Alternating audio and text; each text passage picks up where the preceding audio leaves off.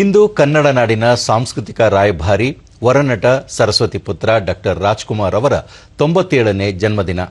5 ದಶಕಗಳ ಕಾಲ ಬೆಳ್ಳಿತೆರೆಯನ್ನು ಆಳಿದ ಆ ಮಹಾನ್ ಚೇತನ ಇಂದು ನಮ್ಮೊಂದಿಗಿಲ್ಲದಿದ್ದರೂ ಪ್ರತಿಯೊಬ್ಬ ಕನ್ನಡಿಗನ ಉಸಿರಿನಲ್ಲಿ ಅಣ್ಣಾವರು ಅಜರಾಮರ. ನಟ ಸಾರ್ವಭೌಮ ಗಾನ ಗಂಧರ್ವನ ಈ ಐತಿಹಾಸಿಕ ಪಯಣದ ಒಂದು ವರದಿ. ಸಿನಿಮಾ ಎಂಬ ಮಾಯಲೋಕಕ್ಕೆ ಬೇಡರ ಕಣ್ಣಪ್ಪನಾಗಿ ಪಾದಾರ್ಪಣೆ ಮಾಡಿದವರು ಮುತ್ತುರಾಜು. ಮೊದಲ ಚಿತ್ರದಲ್ಲೇ ಕಣ್ಣನ್ನೇ ಕಿತ್ತು ಶಿವನಿಗೆ ಅರ್ಪಿಸುವ ಮೂಲಕ ಭಕ್ತಿಯ ಪರಾಕಾಷ್ಠೆ ಮೆರೆದ ಈ ನಟ ಮುಂದೆ ಇಡೀ ಚಿತ್ರರಂಗದ ಕಣ್ಣಾದರು. ಸತ್ಯ ಹರಿಶ್ಚಂದ್ರ, ಭಕ್ತ ಕುಂಬಾರ, ಭಕ್ತ ಪ್ರಹ್ಲಾದ ಚಿತ್ರಗಳ ಮೂಲಕ ಪೌರಾಣಿಕ ಪಾತ್ರಗಳಿಗೆ ಜೀವ ತುಂಬಿದರು.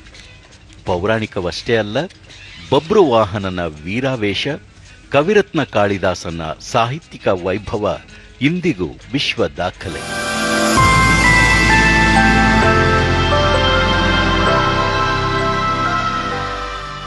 ರಾಜ್ಕುಮಾರ್ ಕೇವಲ ನಟನಾಗಿ ಉಳಿಯಲಿಲ್ಲ, ಅವರು ಸಮಾಜದ ಕನ್ನಡಿಯಾದರು. 70ರಿಂದ 90ರ ದಶಕದವರೆಗೆ ರಾಜ್ಕುಮಾರ್ ಕೇವಲ ನಟನಾಗಿ ಉಳಿಯಲಿಲ್ಲ, ಅವರು ಸಮಾಜದ ಕನ್ನಡಿಯಾದರು. 70ರಿಂದ 90ರ ದಶಕದವರೆಗೆ ಅವರ ಚಿತ್ರಗಳು ಜನರ ಜೀವನಾಡಿಯಾದವು. ಬಂಗಾರದ ಮನುಷ್ಯ ಚಿತ್ರದ ರಾಜೀವನ ಪಾತ್ರ ನೋಡಿ ಸಾವಿರಾರು ಯುವಕರು ಹಳ್ಳಿಗಳಿಗೆ ಮರಳಿ ಕೃಷಿ ಆರಂಭಿಸಿದ್ದು ಇತಿಹಾಸ. ಕಸ್ತೂರಿ ನಿವಾಸದ ದಾನಗುಣ, ಭಾಗ್ಯವಂತರು ಚಿತ್ರದ ಮುಗ್ಧತೆ, ಜೀವನ ಚೈತ್ರದ ಬದುಕಿನ ಸಾರ ಕನ್ನಡಿಗರಿಗೆ ಪಾಠವಾಯಿತು. ಬದುಕಿದ್ದಷ್ಟು ದಿನವೂ ಆದರ್ಶದ ನೆಲೆಯಲ್ಲಿಯೇ ಜೀವನ ಸಾಗಿಸಿದ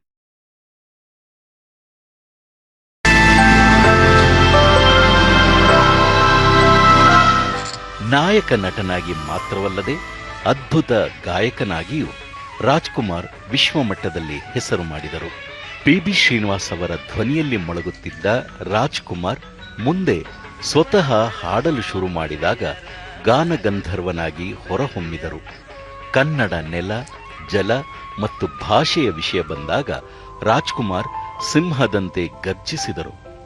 ಗೋಕಾಕ್ ಚಳುವಳಿಯಲ್ಲಿ ಮುಂಚೂಣಿಯಲ್ಲಿದ್ದು ಕನ್ನಡಿಗರ ಮನಗೆದ್ದರು. ಅಷ್ಟು ದೊಡ್ಡ ಮಟ್ಟಕ್ಕೆ ಬೆಳೆದರೂ ನಾನು ಮೇಲೆ ಬಂದಿದ್ದು ನಿಮ್ಮಿಂದ ಎಂದು ಅಭಿಮಾನಿಗಳನ್ನೇ ದೇವರು ಎಂದು ಕರೆದ ಮಹಾ ಮಾನವತಾವಾದಿಯಾಗಿದ್ದಾರೆ.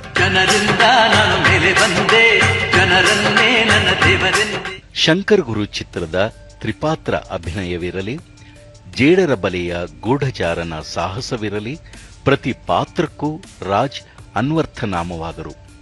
ಕರ್ನಾಟಕ ರತ್ನ, ನಟ ಸಾರ್ವಭೌಮ, ಹೀಗೆ ಬಿರುದುಗಳ ಪಟ್ಟಿಯೇ ದೊಡ್ಡದಿದೆ.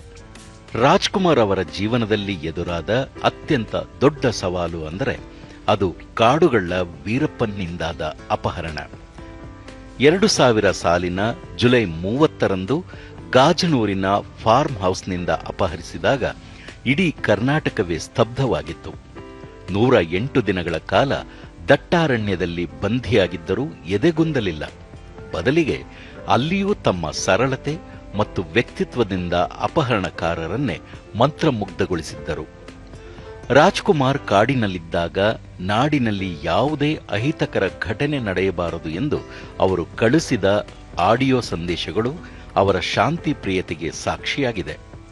ಮರಳಿ ಬಂದಾಗಲೂ ವೀರಪ್ಪನ್ ಬಗ್ಗೆ ದ್ವೇಷ ಕಾರದೆ ಅವನು ಮನುಷ್ಯ ಎಂಬಂತೆ ವರ್ತಿಸಿದ ರಾಜ್ಕುಮಾರ್ ನಿಜ ಅರ್ಥದಲ್ಲಿ ದೇವತಾ ಮನುಷ್ಯ ಎನಿಸಿಕೊಂಡರು.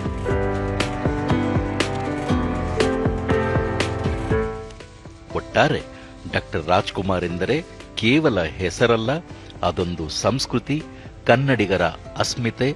ಅವರು ಭೌತಿಕವಾಗಿ ನಮ್ಮನ್ನು ಅಗಲಿದ್ದರೂ ಅವರ ಆದರ್ಶಗಳು ಮತ್ತು ಸಿನಿಮಾಗಳು ನಮ್ಮನ್ನು ಸದಾ ಮುನ್ನಡೆಸುತ್ತವೆ. ಅಣ್ಣಾವರು ಮತ್ತೊಮ್ಮೆ ಈ ಪುಣ್ಯಭೂಮಿಯಲ್ಲಿ ಹುಟ್ಟಿ ಬರಲಿ ಎಂಬುದು ಕೋಟ್ಯಾಂತರ ಕನ್ನಡಿಗರ ಹಾರೈಕೆ.